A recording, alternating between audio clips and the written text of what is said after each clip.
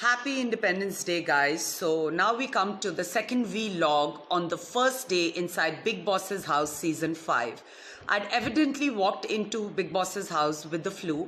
My antibiotics were in my bag, which the vitriolic serpent Shonali had gotten confiscated. Well, why me? Just the Julius Caesar conspiracy unfolding that we are going to make Pooja Mishra's life miserable and get her evicted from the house in the first week itself.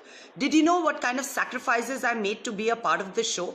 On the day I was entering the show, I was called by Sameer Banerjee to go and meet Bhatt Saab for Jism's franchise. Alright, so I sacrificed the movie to be on the show, and later you will know they went ahead and gave that movie to my troll Sunny Leone. As we go along, all the hidden truths will be revealed.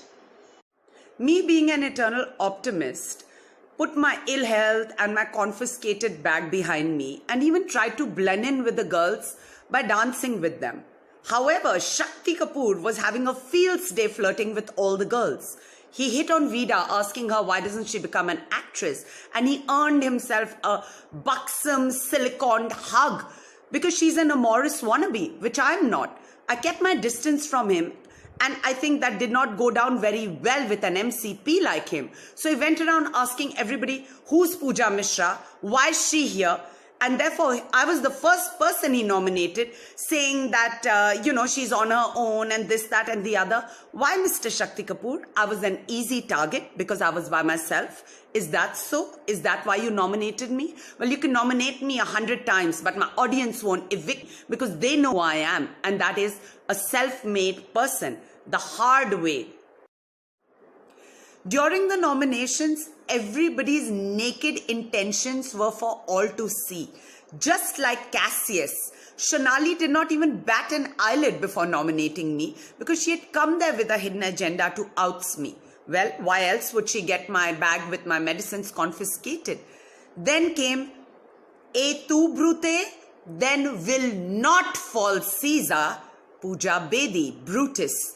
She also within a second nominated me, and so did her puppet Rageshwari, who followed suit. Mehak is somebody I've done innumerable shows with, and she knows me pretty well. But the shrewd and calculative Antony also could not help herself from nominating Pooja Mishra because she saw me as a threat who could win the show above her. Deep, of course, was more vocal about her insecurities, as she said that I know Pooja Mishra to be a renowned model and an anchor, and therefore I nominate her because I want to see her jobless. So her seething jealousy came across in a more unfiltered manner, whereas Vida's unbridled double-facedness.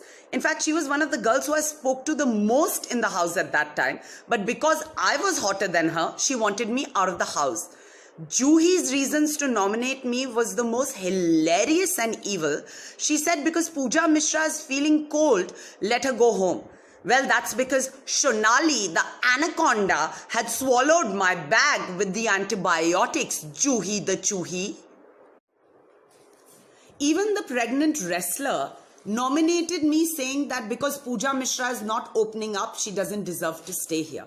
Well, you know what, Sonika? I don't work in a maternity hospital, and I'm not used to being around pregnant women who might go into labor any time but are so overtly ambitious that they yet come on a reality show. I rest my case, biatch. So, a confiscated suitcase, 8 nominations, a running nose with a flu with no antibiotics, a lost Mahesh Bhatt film, sums up the kind of loss I had to put up with to survive in Bigg Boss.